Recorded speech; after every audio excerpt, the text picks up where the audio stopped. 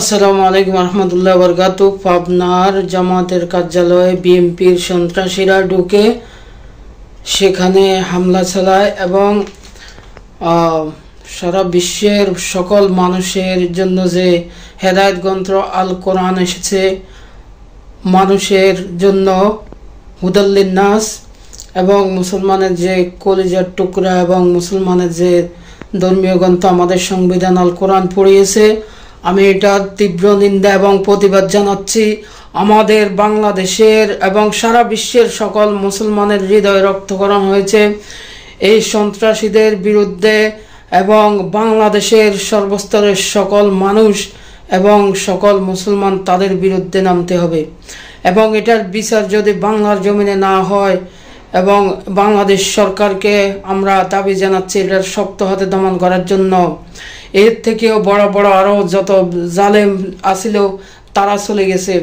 এখন কোরআন হুম্মা সুম্মা হক, বিএনপি হক এবং কি যে কোনো গোষ্ঠী যে কোনো জাতি হোক, যারা কোরআনের সাথে বেয়াদবি করবে তাদের এই বাংলার জমিনে কোনো জায়গা হবে না।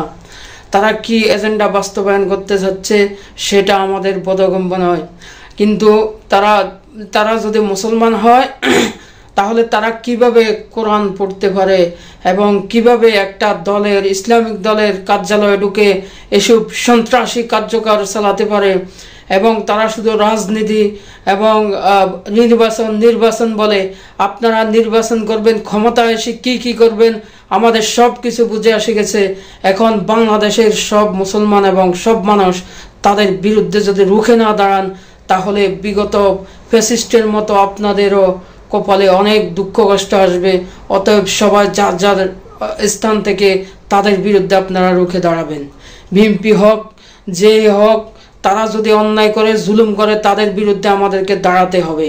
ভালো এবং খারাপ আছে, যারা খারাপ তাদের বিরুদ্ধে আমরা রুখে দাঁড়াতে হবে সমাজে এবং সব জায়গাতে। তাদেরকে স্থান দিলে ভবিষ্যতে তারা আমাদের জন্য আরো অনেক জুলুম নির্যাতন নিপীড়ন নিয়ে আসবে।